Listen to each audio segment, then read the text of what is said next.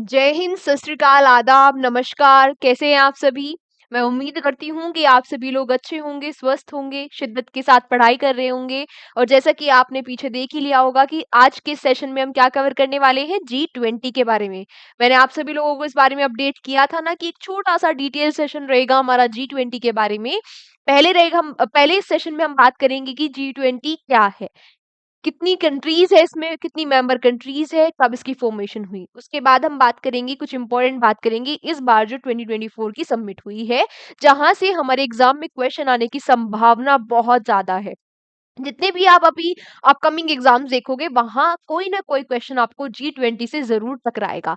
इसीलिए मैं इसको एक सेपरेट सेशन में लेके आई हूँ, ताकि आप इसके अच्छे से नोट्स बना पाए, इसको बार बार रिवाइज कर पाए, क्योंकि यहाँ से आपका एक क्वेश्चन पक्का है जितने भी अपकमिंग एग्जाम्स भी होने वाले हैं। तो फटाफट से अपने इस सेशन को स्टार्ट कर देते हैं।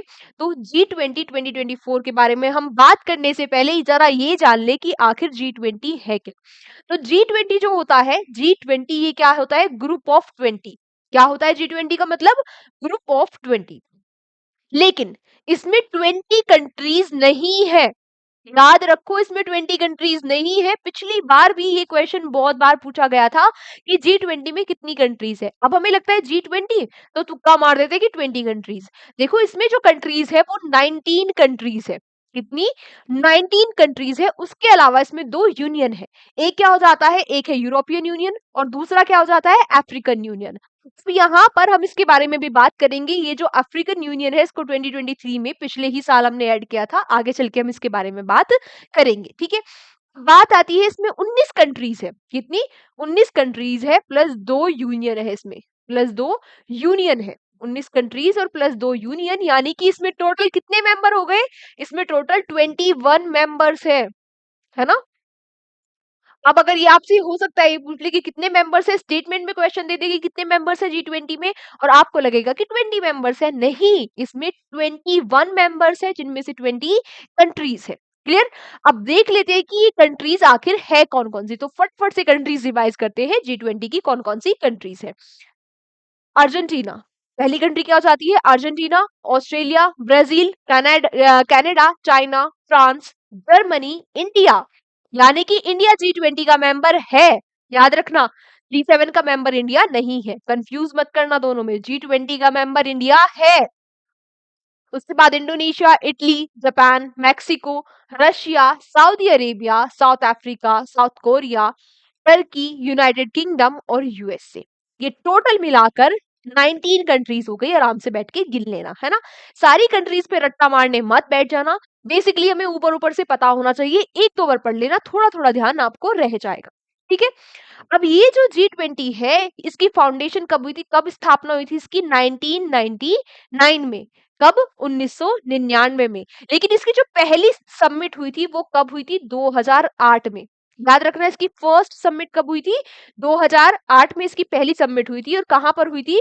वॉशिंगटन डीसी में। तो ये दोनों ही जो हमारे लिए फैक्ट है, काफी इंपॉर्टेंट हो जाते हैं। यहाँ अभी तक हमने क्या क्या कवर किया है, कुछ नहीं देखा अभी तक। हमने सिर्फ इतना सा जो बेसिक है G20 का, उसके बारे में जाना है कि G20 क्या होता है, ग्रुप ऑफ 20 होता है। लेकिन ना तो इसमें 20 मेंबर्स है और ना ही इसमें 20 कंट्रीज है। मेंबर्स कितने हैं इसमें? 21। कंट्रीज कितनी है? 19। 19 कंट्री है। उसके बाद इसमें दो यूनियन है। कौन कौन से? अफ्रीकन यूनियन और यूरोपियन यूनियन। जो अफ्रीकन यूनियन है उसको हमने पिछले ही साल ऐड किया था। ये 19 कंट्री कौन कौन सी हो जाती है, हमने ये देख लिया। और हमने देख लिया कि इंडिया इसका मेंबर है ना। क्योंकि हम कई बार G7 से इसको कंफ्यूज कर जाते हैं, तो वो नहीं करना है। उसके बाद जो G20 है, इसकी स्थापना 1999 में हुई थी। पहली मीटिंग इसकी 2008 में हुई थी, वॉशिंगटन डीसी में। बस इतना सा अभी तक हमने जाना है। बात करें कि इस बार की सबमिट के बारे में, ये क्या हो गया, ये सारा बेसिक हो गया G20 के बारे में। अगर मैं बात करूं इस बार की सबमिट के बारे में, तो इस बार की सबमिट कहां पर हुई है, क्या क्या इसमें इंपॉर्टेंट रहा है, ये सारी चीजें हम इसमें देखेंगे। इस बार 2024 में इसका 19th एडिशन था। पहली चीज तो यही याद रख लेना, कौन सा एडिशन था? 19वां इसका एडिशन था। होस्ट किसने किया? होस्ट किया इसको ब्राजील ने। होस्ट किसने किया? ब्राजील ने इसको होस्ट किया, कहां पर? रियो दा जेनेरो में।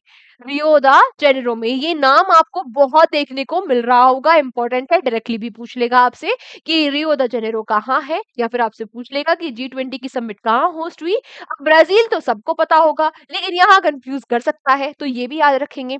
इसके बाद अगला इंपॉर्टेंट क्वेश्चन क्या हो जाता है कि ये अगला इंपॉर्टेंट फैक्ट हो जाता है कि ब्राजील पहली बार, for the very first time, Brazil host कर रहा है G20 की समिट को। तो ये भी बात फैक्ट हमारे लिए इंपॉर्टेंट हो जाता है।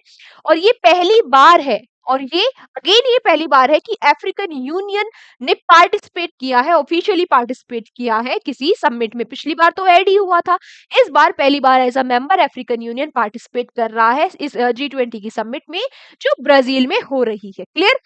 इस बार की थीम क्या हो जाती है? इस बार की थीम हो जाती है building a just world and sustainable planet. Building a just world and sustainable planet, ये हो जाती है इस बार की थीम। और आप सभी को पता होगा कि थीम काफी इंपॉर्टेंट हो जाती है इन समिट्स की। नेक्स्ट क्या हो जाता है? जो प्रेसिडेंट है ब्राजील के, लुइस इनसियो लूला दा सिल्वा, इनका नाम भी इंपॉर्टेंट हो जाता है। ब्राजील के प्रेसिडेंट कौन है? लूला दा सिल्वा। इनके द्वारा यहाँ पर क्या किया गया? ऑफिशियली इनके द्वारा अनाउंसमेंट की गई कि ग्लोबल लेवल पर एक अलायंस होनी चाहिए। कौन सी alliance? Global alliance against hunger and poverty. Hunger and poverty के लिए ग्लोबल लेवल पर एक जो अलायंस है उसका यहाँ पर गठन किया गया, ऑफिशियली ये लॉन्च की गई। ठीक है। नेक्स्ट सबमिट होगी, नेक्स्ट समिट, ये तो 2024 में हो गई, 2025 की जो नेक्स्ट समिट होगी वो कहां पर होने वाली है? वो होगी साउथ अफ्रीका में। और साउथ अफ्रीका में भी कहा? जॉनसनबर्ग में। जॉनसनबर्ग में। यहाँ पर जो एक और इम्पोर्टेंट चीज हो जाती है, हम नेक्स्ट मूव करने से पहले एक बार देख लेते हैं कि होता क्या है। एक और फैक्ट इंपॉर्टेंट है यहाँ पर। देखो, जिसने इस बार कौन होस्ट कर रहा है 2024 में? 2024 में G20 की समिट को होस्ट कर रहा है ब्राजील। ठीक है। 2023 में किसने होस्ट किया था? अभी बताया ना मैंने आपको, 2023 में अफ्रीकन यूनियन को ऐड किया गया, और किसने होस्ट किया था? इंडिया ने। और यहाँ पर हमने देख लिया कि नेक्स्ट समिट जो 2025 में होगी उसको कौन होस्ट करेगा? उसको होस्ट करेगा साउथ अफ्रीका। South Africa. तो ये तीनों नाम हमें पता चल गए। तो जो G20 है इसका कोई ऐसे हेडक्वार्टर्स नहीं है किसी भी कंट्री में। जैसे होता है ना कि नाटो का हेडक्वार्टर्स है, यूएनओ का हेडक्वार्टर्स है, इसके कोई हेडक्वार्टर्स नहीं है। इसका क्या होता है? जो कंट्री प्रेजेंट में होस्ट कर रही है, जिसने पहले साल होस्ट किया था और जो अगले साल होस्ट करेगी, इन तीनों को मिलाकर एक ट्रायोका बना दिया जाता है। और ये ट्रायोका भी पूछ लेता है कि G20 के ट्रायोका में कौन कौन सी कंट्रीज है। ठीक है, ये भी आप याद रखेंगे। आप अब हमें यहाँ पर एक बात पता चली कि 2023 में इंडिया ने होस्ट किया था। जब पिछली बार हमने होस्ट किया था तो इंपॉर्टेंट हो जाता है कि हमसे पूछ लेगा, इस बार भी न्यूज में चल रहा है तो रिलेट करके हो सकता है कि हमसे पिछली बार का कुछ इंपॉर्टेंट क्वेश्चन पूछ ले। तो जब हमने होस्ट किया था, इस बार 19th है, तो तब क्या होगा? ऑब्वियसली 18th सेशन होगा। कहाँ पर हमने होस्ट किया था? भारत मंडपम में हमने इसको होस्ट किया था G20 को। जब हमने होस्ट किया था तो ये वाली चीज हमने देख ली कि जो अफ्रीकन यूनियन है परमानेंट मेंबर बन गया था G20 का। और थीम क्या थी? थीम थी वसुदेव कुटुंबकम। आपने हर जगह लिखा हुआ देखा होगा, इतने बड़े बड़े बैनर और पोस्टर छपे हुए थे, जहां भी कोई भी गवर्नमेंट ऑफिस था या जो भी आप जा रहे थे, जब G20 की पिछले साल अक्टूबर नवंबर के टाइम पे जब सबमिट हो रही थी, हर जगह G20 पे आपको दिख रहा होगा। हर जगह जो जितनी भी वेबसाइट इवन आप खोल रहे थे, हर जगह आपको दिख रहा था ना G20 का लोगो और वसुदेव कुटुंबकम। वसुदेव कुटुंबकम व्हिच मीन्स, अरे याद हट गया भाई, आधा गायब हो गई। यहाँ पे भी लिखा है one earth one family one future, which means one earth one family one future. ठीक है। तो आज का ये सेशन, अभी जो हमारा इंपॉर्टेंट थे सेशन था, ये आज का यहीं तक था। ना G20 के बारे में अगर आपको पता है तो वो मोर देन इनफ है। यहीं से ही आपको क्वेश्चन देखने को मिले। ठीक है, एक बार आप इसको नोट्स बना लेना की पॉइंट्स में, जैसे मैंने की पॉइंट्स में लिखे हुए हैं ऐसे आप नोट्स बना लेना। एक दो बार आप इसको रिवाइज कर लेना। अगर कुछ ना समझ में आए तो वीडियो को दोबारा देख लेना। बाकी आई होप कि आप सभी लोग करंट अफेयर्स की क्लास से जुड़े हुए होंगे। जो हमारी डेली करंट अफेयर्स की क्लास आती है सुबह 7 बजे, वो आप देखते होंगे। 10 मिनट की क्लास होती है, 10 से 12 मिनट की। और वहां पे हम डेली 10 क्वेश्चन जो इंपॉर्टेंट हो जाते हैं हमारे एग्जाम के पॉइंट ऑफ व्यू से, उनको कवर करते हैं। Thank you so much everyone हमारे साथ इस सेशन में एंड तक बने रहने के लिए। बस लास्ट में मैं आपसे यही कहूँगी कि शिद्दत के साथ पढ़ते रहो, ईमानदारी के साथ मेहनत करते रहो, अपने बड़ों का सम्मान करो, अपने छोटों से प्यार करो। जय हिंद, जय भारत।